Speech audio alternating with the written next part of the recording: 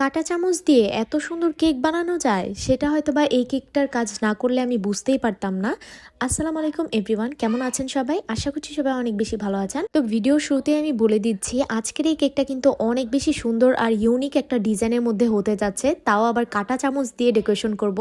তাই আপনারা যারা এই ধরনের ইউনিক কেকগুলো দেখতে পছন্দ করেন বা করতে চান তারা কিন্তু আজকের এই কেকের ফুল ভিডিওটা দেখে যাবেন। অবশ্যই কিন্তু ধৈর্য সহকারে সম্পূর্ণ ভিডিওটা দেখতে হবে।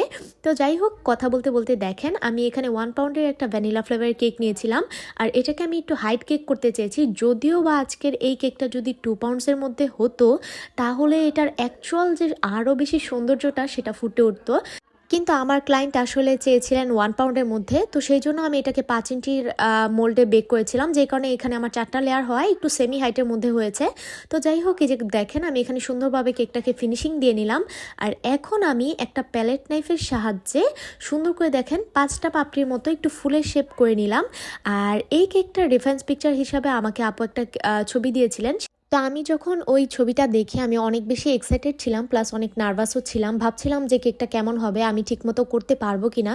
কিন্তু আলহামদুলিল্লাহ এটার আউটলুক যে এত বেশি সুন্দর আমি করতে পারবো সেটা আমি কল্পনাও করি নাই। তো এই যে দেখেন একে একে করে এখানে আমার টোটাল 4টা 5টা কালার ছিল। আর এই যে শুধুমাত্র আমি প্যালেট নাইফ দিয়ে এরকম 5টা করে ফুলের শেপ করে নিচ্ছি। আর এরপর দেখেন কাঁটা চামচের সাহায্যে আমি শুধুমাত্র একটু দাগ টেনে নিলাম এভাবে করে, আর এতে করে কত সুন্দর একটা পাপড়ি হয়ে গেল, তাই না? আর এই তো এখন আমি আরও একটা কালার করছি। এখানে টোটাল আমার 4টা 5টা কালার ছিল, যা আগেই বললাম। তো এভাবে করে আমি প্রথমে প্যালেট নাইফ দিয়ে ফুলের শেপ করে নিয়েছি 5টা করে পাপড়ি দিয়ে।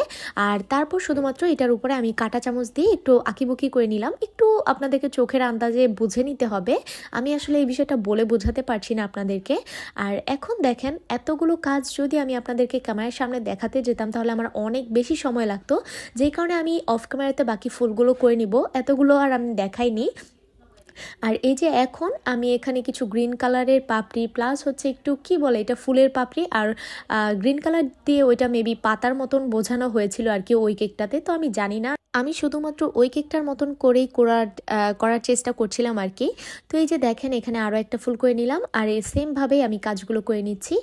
আর এখন আমি সাইডের যেই ফুলগুলো ছিল ওইগুলোও কিছু করে নিয়েছি অফ ক্যামেরাতে। আর এখন দেখেন এখানে আমি সাইডের কিছু ফুল দেখানোর জন্য আপনাদেরকে এই ক্লিপটুকু নিয়েছিলাম। আর এই তো এখানে আমি ইয়েলো কালার ফুলটা করছি, প্রথমে সেমভাবে প্যালেট নাইফ দিয়ে করে নিয়েছি।